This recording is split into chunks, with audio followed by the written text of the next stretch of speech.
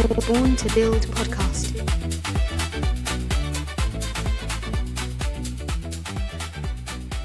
Welcome to Born to Build, conversations with the builders, founders, and pioneers driving change from the ground up, giving you the tools to build and grow your business. Now, today I'm joined by Ashley Skippers. And he's a software entrepreneur with over 2 decades experience delivering enterprise-grade systems. And he's the founder and the CEO of GovERP, a platform built for South African government departments. Having previously founded Hashdata in 2013 and blended deep technical know-how with public sector insight, he's now leading a mission to modernize how government works from the inside out. Ashley, welcome. Hi, Sam. Thanks for having me. Good to be here. So great to be chatting with you today. Ashley, take us a little bit to your background. So before GovERP, you spent years in building enterprise systems and public sector transformation. What drew you to this world? Tell us a little bit about yourself before GovERP. So to be honest, I started my IT career, at a bank, at Absa Bank in 99. Okay. Where I started teaching myself to code, developed various systems, in the bank, and then I wanted to just explore outside of the bank. So I was there for 6 years. After that, I joined a small company, developed various systems for, corporates, Vodacom, Engine, even had a year or two contract at UWC at one stage. Okay. And then, to be honest, government was never on my radar at all. I was never interested in government or government tech. It was just not for me. I think it was in 2007 when I got contracted by BCX. So they were looking for a tech lead on a project that they won at one of the government departments in the Western Cape. Mm-hmm. And so they employed me. I didn't want to take the job, was not interested. I didn't want to go into government. But it was because it was a lead position. I thought, that's my next level. Let me jump into that space and see where it takes me. Yeah. So it just shows how one small step, a small decision impacts, and has this ripple effect on your entire life. So I made the call and I got contracted there to develop one system, and that's how I got into it. So take us back to the founding story of GovERP. So you slipped into kind of working for government by mistake, as you said, but what then led to spark the idea for GovERP then? Was it some type of frustration how stuff worked in government, or what sparked that vision? Well, it was definitely a combination of things, and I would say frustration is one of them. I'd also maybe say that, as a citizen of this country, Mm-hmm. We've all had those frustration or frustrated days, whether it's at home affairs or at a hospital or clinic or whatever. I think we've all experienced that. But I think it was when I was contracted at government. It was a 2-year contract initially, Mm-hmm. and so while I was there, my first year was just let me focus on the project. Don't care what's happening in the rest of the environment. And then as I developed or as I focused on that system and delivering that system to the department, I started chatting to a lot of other developers, people in the tech space, and government employees. And they would come and I would see, okay, everyone would come and say, can't you develop this for us? Can't you develop that? Can't you look into this? And I would come across all of these, gaps in these processes. So I would see this one department builds a system in Microsoft Access. Another uses a spreadsheet. Another uses, they just completely paper-based. Mm-hmm. And I could see these holes and opportunities. And I think Also the tech teams, even they would all work in silos. So everyone would build their own. They would replicate solutions even in certain times. And I thought, no, man, this is crazy. Something must be done. Mm. There's a better way to do this. And so, yeah, I think after I spotted that, I went back to my managers at the company that I was working for, and I proposed. I said, let's build a unified ERP solution that brings all of this together.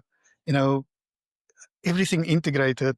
Let the systems talk to one another, and I think that's how we're gonna let government go forward. I think it was based on that, or that sparked the idea of GovERP. Yeah. And obviously, the company said no, they're not interested. They chase projects. They're not interested in building products and taking it to market. Too big of a risk. And that's where I said, okay, fine, I'll do it myself. Mm. Let me start. And yeah, and I started. Wow. So what did those early days look like? Were you able to slowly start building on the side, or did you just take a deep dive into the deep end? Yeah, no, so I did. So I started building on the side. Had a couple of other products also in mind at that time that I was working on, side projects, and my own products and startups that I wanted to get going. Yeah. But I think this one, because it was so real and because it was a low hanging fruit and right in my face every day. Mm. Now, as I was building and working on these systems, and I would go home at night and I would say, let me build this into GovERP. Let me cover that whole. And yeah, I think that's how I started. So it was very very difficult. I mean, juggling. You have your full Mm. time job. You have requests coming in there. Luckily, in the government environment, it's usually very very laid back. So Luckily or people sadly. yeah. So I mean, people, all the companies that I worked before government, I used to work almost 20 hours a day. Sometimes, that was so I would say my average was about 14 hours. And just because, software to me, it wasn't slavery. It was just, I love to code Yeah. and I love to build things. And so every minute or hour that I have and I have nothing to do, I would write code. So yeah, I wasn't used to going in 8, leaving at 4, and then you're done with work. So that was my time when I was at home building these systems, and working on fun projects and products. And that's how I basically tackled it, day by day, building one screen at a time. Yeah. Yeah, one feature at a time. Now, obviously the software is, I guess, not really B2B, but B2G. But who was your first customer then, like that actually then believed in what you were building? Obviously, it must have been a fairly early stage still of the product as well. Yeah, who Yeah. first took the plunge with you? Yeah, well, I actually had very interesting story, and maybe we can chat about this one in another, session. But yeah, so while I was at BCX, there was actually one of BCX's clients that were interested, and it was the Eastern Cape Education Department. Okay. That deal could not take off because BCX, well, they found that, yeah, I was an employee while I developed the system. They just didn't want to get into that. Hmm. But long story short, that didn't come off, or take off. And my first actual paying client was the Northern Cape Education Department. Yeah, it was about a year, 2 years later. Yeah. So yeah, it was very difficult. Been very difficult to it's a new environment to me. I'm building a business. I now have to shift from a techie to business owner, Mm. looking at revenue, employees. So yeah, for me it was a huge mind shift, and I had a lot to learn. I mean, as a as a startup or builder, and founder, it's very difficult to move from that mindset, especially if you were trapped in that techie development world. Mm. Yeah. And I had no business training prior to this. Didn't go to business school or studied or anything. So yeah, it was a challenge for me. Oh, on the job learning on a new level. On the job, yeah, on the job learning with a client. Yeah, sure. Yeah. And at what point were you able to then completely move away from your full-time role and focus on GovERP suite? Yeah, it was around 2014, 2015, where I made the call. I mean, I was a solutions architect still at BCX, and I think it was my dream job, my dream role, the title that I was chasing for all my life, Mm-hmm. because that's basically your highest technical or highest level that you can get to as a developer. Mm-hmm. Um, so I was there for about 2 years, and I just didn't feel satisfied. It was as if there's a lid on top of me, and I had to break free. And I think it was during negotiations with BCX at the time, where we wanted to take the product GovERP further, Mm-hmm. and they said, "Well, we can't make deals like that with staff." And I think that was for me the pivotal point where I drove home. So I was at the office in Century City, and I stayed about 5 minutes away from there.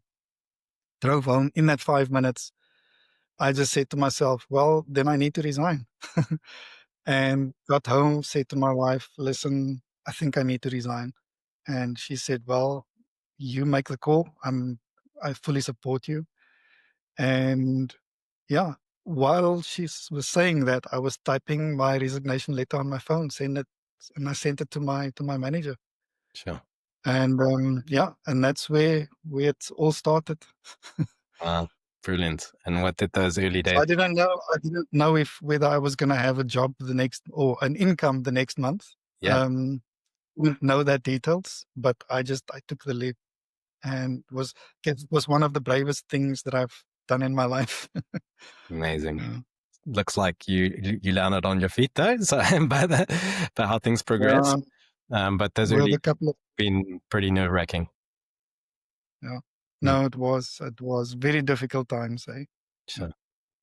How long did it take for you to feel like you were back at your, I guess, the comfort level of a secure job, or do you feel like that has never happened? You still feel like, yeah, Yeah, I feel much better now. I think in the beginning stages it was very difficult, sleepless nights. You're thinking, what if this so what happened in the beginning was because GovERP was not um big enough to sustain, the company, cover salaries and everything. So what I did was I did some consulting work hmm via Hashdata. Um and yeah, and that paid the bills. right, So I would say the revenue model was about 80% consulting and 20% software as a service product revenue. And yeah, so today it's completely flipped around. It's oh, now, I would say, 95% software as a service and about 5% consulting.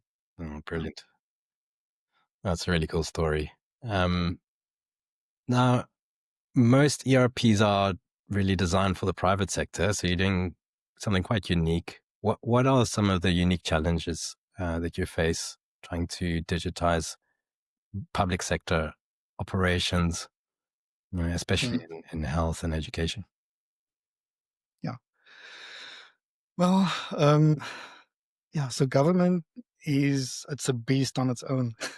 Mhm. um, They are very different to the private sector. So government processes are very heavily regulated, you know, guarded by policies, lots of procedures. Um, you have to comply with so many policies and audit regulations, and secondly, procurement processes are long and it's bureaucratic. Yeah. So when you sell to skeptical stakeholders. who need to see immediate value. There's this legacy system issue. So, people stuck in the past. Mm, They stuck on their mainframe, outdated systems. And then I think it's that human element as well.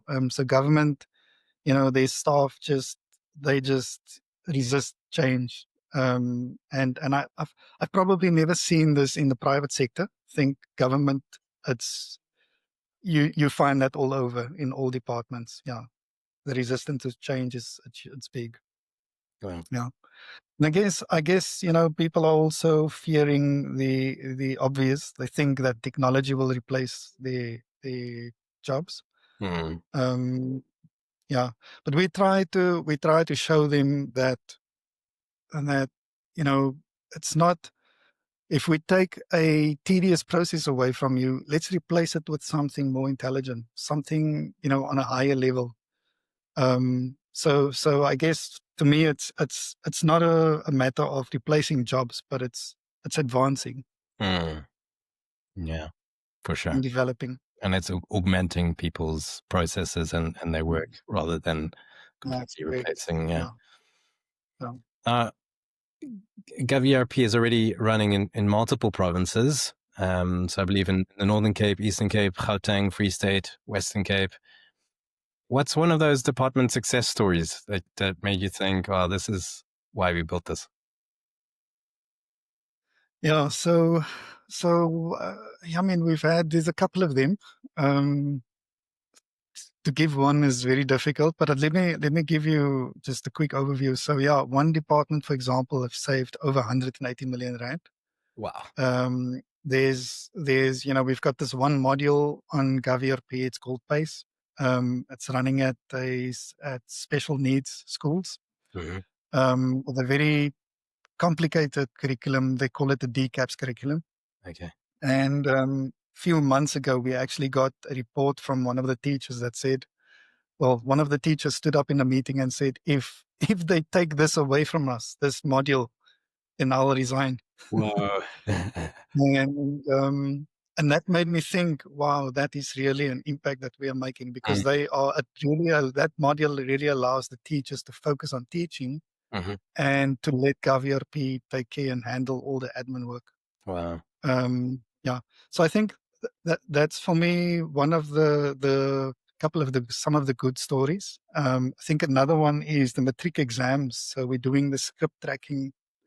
So last year, one department, they lost actually a matric script that the learner wrote. Oh, no. And they ended up being in the media, the news and everything. It was a big story. So you can imagine matric is a huge deal. Yeah. Final matric exams. So what we did last year and this year, we built a module that would track every single script, every learner, Wow. all the steps, or every step of the way. And so there's accountability. We can exactly see where those scripts are going. And I think for me, so after we implemented that last year, there was no lost scripts. And I think that for me, yeah, it just gives that good feeling, that you're doing something good. Oh, it's beautiful. Yeah, beautiful stories. Um, Now, it's obviously not just software. You've mentioned that as well on your website, that is also supported by subject matter expertise. Why is that important to build the type of company that you're building? Yeah, so I think it's we've got a very diverse team. We've got developers, we've got subject matter experts, we've got analysts, we've got a support team, we've got people looking at the end users, and communicating with them on a daily basis. And I think with all of these complex processes that we are dealing with in government and the solutions that we are building, it's not just about tech. The solution actually starts with the process. Yeah. And therefore, we need those subject matter experts to go in there to speak to the users, to the stakeholders, and to understand the environment. And our subject matter experts are all guys that came from government backgrounds. They worked in government for many years. They understand those policies and procedures, Mm, and they bring a lot to the table. So I always say, it's not just about the tech; it's about people, and especially in this government environment. Mm, Uh, that's Yeah, brilliant. so blending that tech with that with the human expertise, it just builds trust, Mm, and it ensures the system actually solves real world problems, mm. not just theoretical ones. Yeah, Yeah, because it is, tech is awesome, but tech serves humans and people. And so, that's it. yeah, you want to be able to build the tech in such a way that it doesn't get in the way and it really serves them. Yeah, no, definitely. You mentioned your team. First of all, you mentioned, if the subject matter experts, and developers. What does your team generally look like, and how do you coordinate a team like that? I would say a third of the team, are developers. You would think that because we're a tech company, we're supposed to have, 80%, 90% developers, but we're actually a very small team of developers. Hmm. Mostly the analysts and the subject matter experts that's driving it. And then we've got a couple of sales guys trying to sell to other departments. We've got, marketing, trying to create awareness on the product. Yeah. And unfortunately, that was something that I did a bit too late in the process, of the business. I wish I could have done that sooner. Start with that marketing and the sales much sooner. But Mm, I guess I got tapped into a world of, let's keep my first client happy, mm, and you run in circles with them. They keep you busy. mm, So yeah, a very diverse team. I've decided and I've learned to put, my trust in the team. It's also something that I actually learned way later in the process of building a business mm. is, focus on the right hires. Make sure you hire the right people, and trust them, delegate. And I mean, if they are experts, let them own the processes. Yeah. Yeah. Yeah, some real nuggets there that I want to actually kind of dig into a little bit more. Um, so first of all, around the the hiring, you mentioned hiring the right people. What is your approach to make Yeah. sure that you are hiring the right people? Yeah. Yeah, so yeah, in the so in the early stages, I used to make this mistake of hiring skills, um, and I've only learned much later that skills is not everything. It's actually it's nothing. Anyone can be taught anything, Mm, but it's attitude, it's mindset. So right. so we usually have our interview processes or our hiring processes very quick. We've got a couple of interviews. Usually, the first conversation is we want to get to know the person, check their culture, see if they would fit in Mm, our culture, whether they aligned, whether their vision is aligned with ours. Because what we are doing with government, it's a different ball game. mm, If you're not in it, to make a difference and a change in the country or in Africa. Um, then I would say rather go for something else. Go find, there are plenty of jobs out there. Go for that. So that first phase in our recruitment process is usually we check whether we are aligned. mm, Then after that, it's the skills assessment, a technical assessment, or yeah, and then we have a couple of interviews after that. But yeah, it's a for us, it's very important that we have the same vision. mm. Yeah, it's so important. Yeah, to be aligned there. Yeah, I think the wheels come off quite quickly if that isn't the case. So Yeah. the other thing I wanted to just drill into was you mentioned you kind of forgot to do, well, not forgot, but you didn't focus on the sales and the marketing part in the early Yeah. days, and you wish you had done that sooner. And I wonder, was that maybe also because you were, quite technical, and as a techie, you wanted to focus on building the product and making sure you had a cool product that was, was technically sound and good. That was that maybe possibly a distraction as well, and yeah, could that have been like? possibly in the early days a bit of a problem? I think it was definitely the case, yeah. So I got so caught up because I'm a techie. You want to build nice features into your product, Mm, but nice features means nothing if the user doesn't want it. yeah. So, so yeah, I got caught up in that. Um, you know, there's a new release in the framework or some tech that you are using or your tech stack, and you just want to implement it. There's no the user has no use for it, but you as a techie, and I got caught up in that. I Mm, think most of us do. So yeah, it was very difficult in the beginning. And you know, you almost forget that you're running a business. You get caught up so deeply that you think I'm just building a product. mm, right. Yeah. And do you nowadays still are you still quite involved on the technical side of things? Do you still code yourself as well, if that is something you love so much? Yeah. I am, yeah. Yes, it's something that I something that I have to unlearn, is to maybe step away, you know, more from the keyboard, Mm, um, and and you know, focus more on strategy maybe, and running and building the business. Yeah, but mm, yeah, you get up. So on the other side, it's also it depends on, you know, some months we would get 5 projects that would land, or 5 new modules that we have to build, mm, and then you are a bit short staffed. So I would jump in from time to time, and I would get my hands dirty and write code. yeah. And Yeah, that in a way also keeps you sharp as well. It keeps you up to keeps me date with focused. you Yeah, know, you don't want to completely lose that yeah, either. So, yeah. Um, Now building a SaaS business in the public sector, obviously, you know, isn't easy. What have been some of the biggest barriers to scaling GovERP, and how have you overcome them? Um, yeah, I think it's the slow procurement processes. Mm, Yeah, and a sale would take very long. yeah. I mean, it could take up to a year to sell.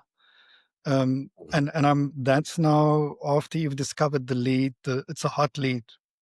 It could take a year after that hot lead, Wow. you know, for that deal to actually realize.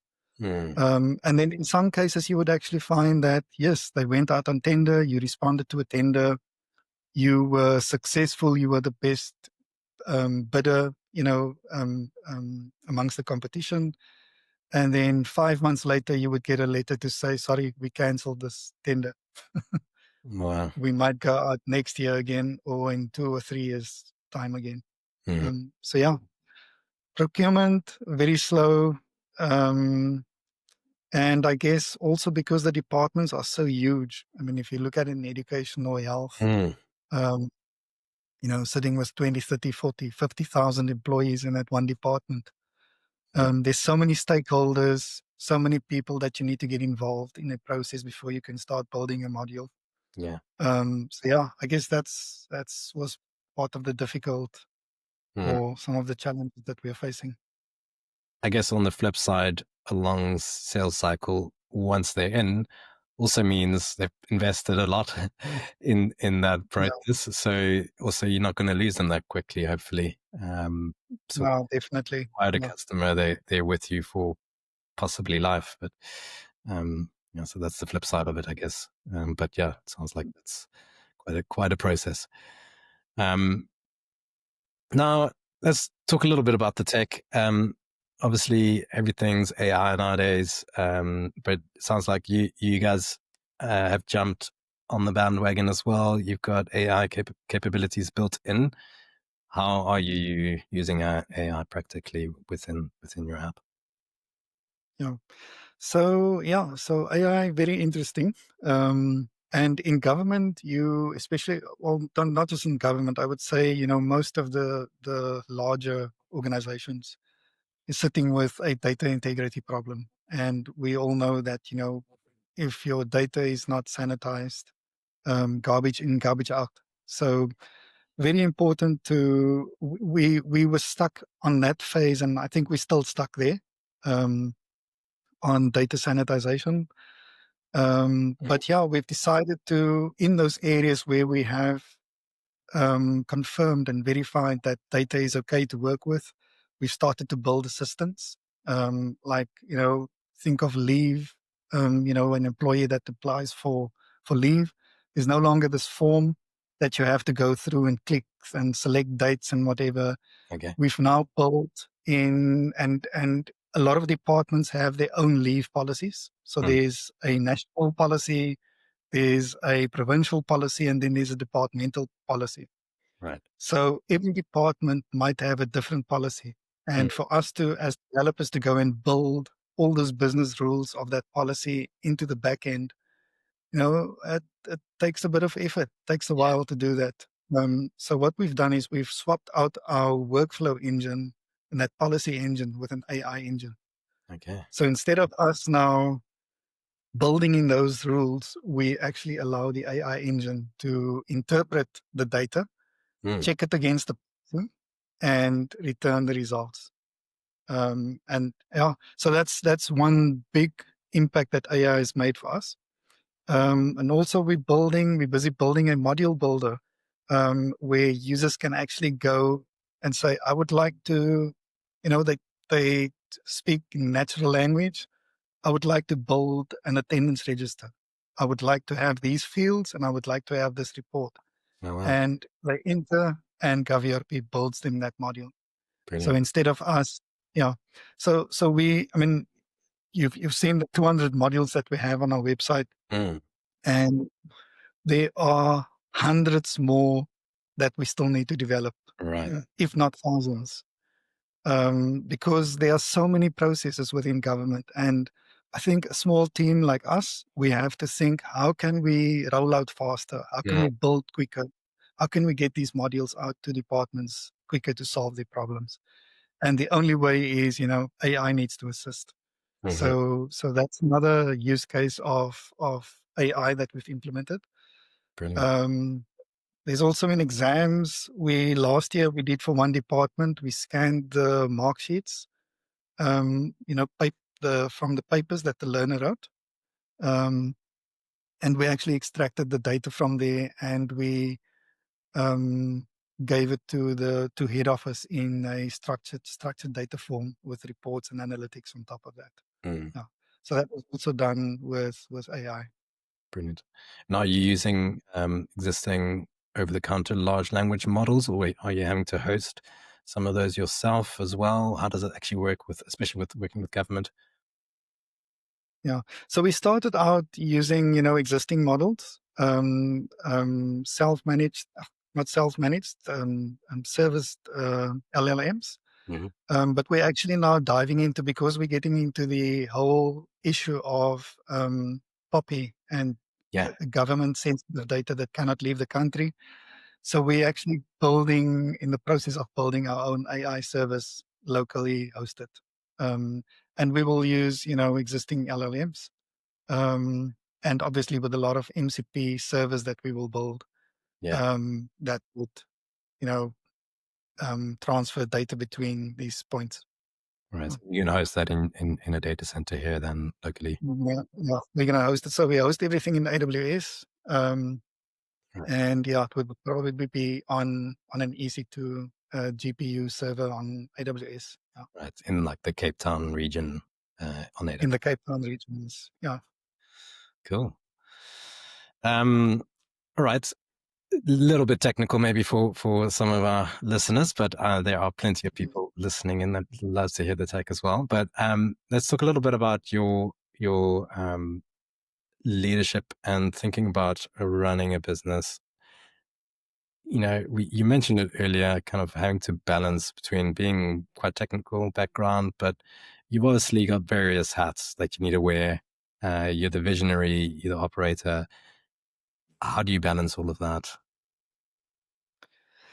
Yeah, it is a juggle, eh? Yeah, I guess I lean on my roots as a tinkerer and a problem solver.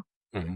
That's on the technical part, but as the visionary, I think I'm always thinking about the big picture. What's the next step for GovERP? How can GovERP transform, departments and governments across Africa, not just Mm. because we've decided, about 2 years ago that we're going to have a Pan-Africa focus and not just South Africa, because we actually about a year, 2 years ago, we were invited to a tender briefing session in Botswana, Hmm. and we noticed, these guys are sitting with the exact same problem For sure. as us, and we thought, let's expand, let's offer it to them as well. Mhm. So yeah, it is a bit of a juggle too, and sometimes it's a struggle for me to put that technical aside and put the visionary hat on and say, let's focus on strategy for the next couple of days. Mm.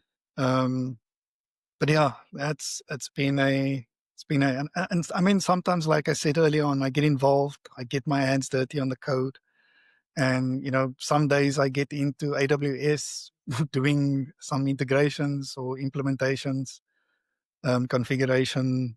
Um, yeah, but yeah, I guess it's one of the biggest issues for me was to shift from that techie mindset to that strategic mindset. Yeah. Mm.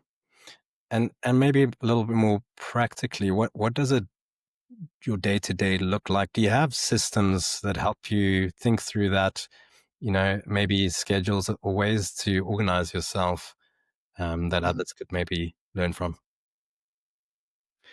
Yeah, no, we so having a partner in the business helps a Mm. lot. So we share responsibilities very easily. Okay. We would from time to time we would set up strategic sessions, Mhm. and that would help us. And we would put the day aside, and we would say we clear our calendars. Let's focus today. We're going to look at where we are moving, where we need to be in the next month, in the next 6 months, in the next 2 years. Mhm. We have that sessions regularly.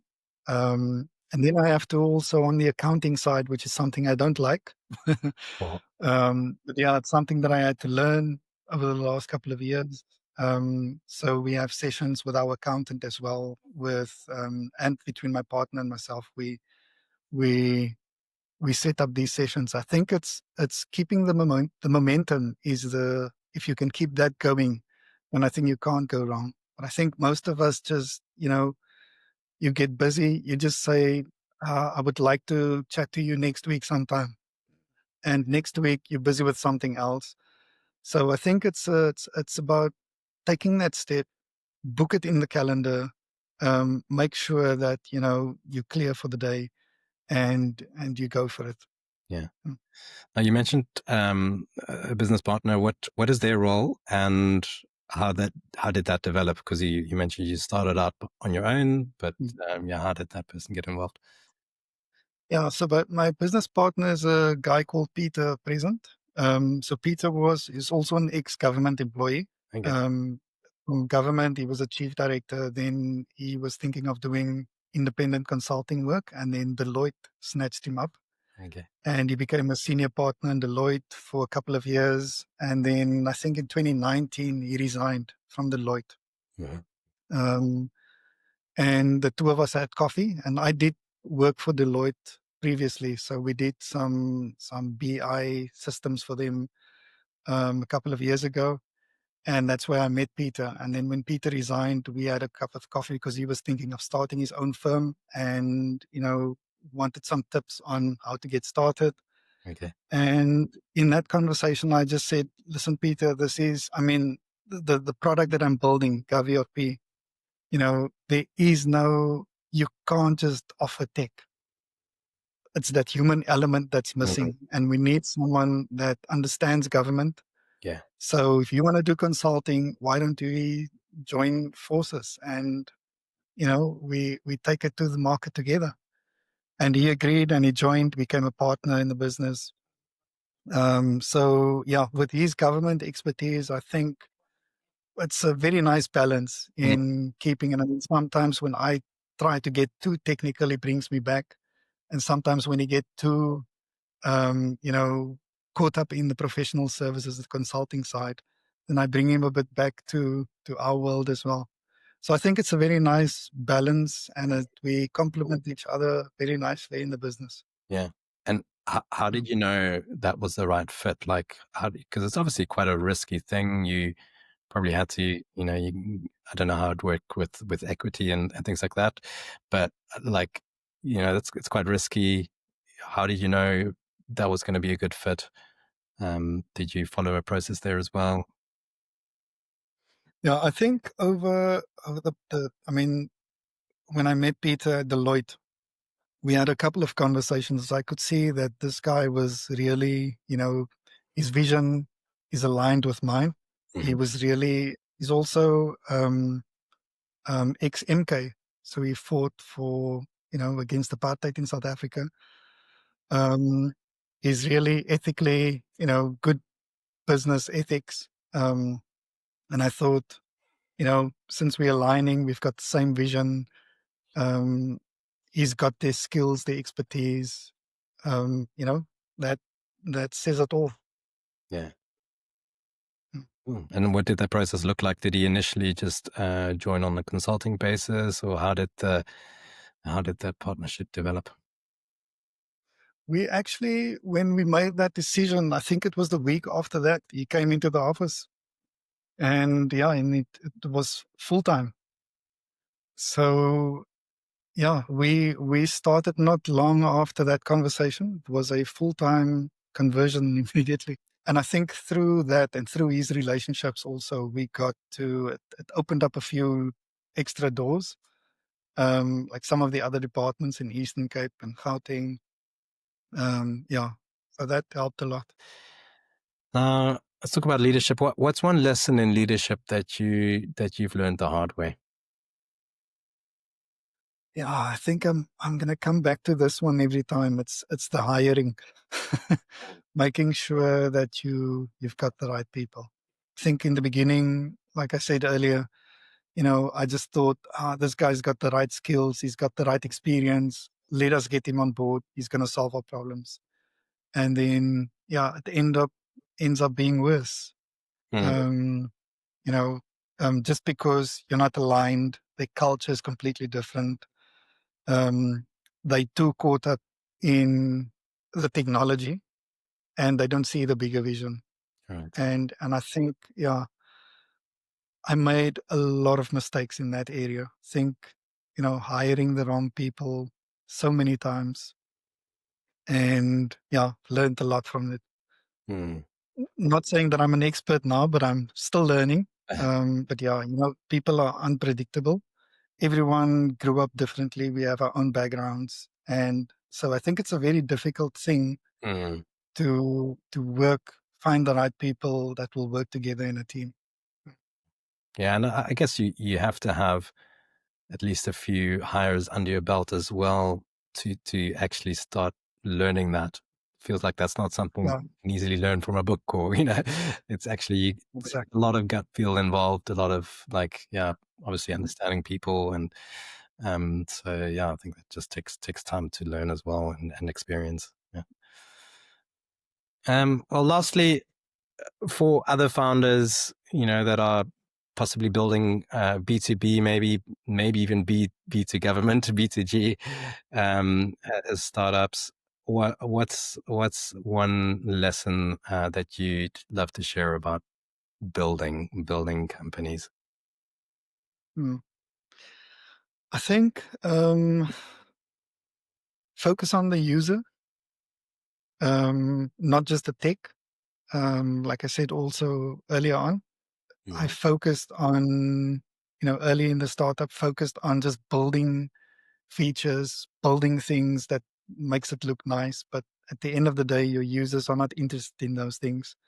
They just have huge pain points and they want those pain points to go away. Mm. So focus on them, look at their pain points. I think not just in government, this is everywhere. Um, and you know, involve them in your processes, as early as you can. Um, yeah, maybe on the bright side, don't give up. Mm. Stay positive. Yeah. It is difficult. People will try and break you. People will try and stop your business.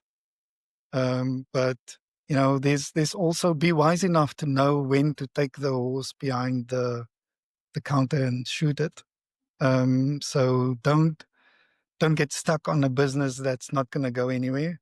So you need to be wise enough to see that as well. Mhm. But yeah, I would say, yeah, go through it, man. It's exciting. Yeah. Awesome. Great note to end on. Pearls of wisdom. Super exciting to be able to build. It's super hard, but worth it. Mm, Thank you, yeah, Ashley. definitely. It's been so great chatting with you. Super insightful. Thanks for joining. Yeah, yes. Same here, Sam. Yeah, Awesome. all good, man. Thanks.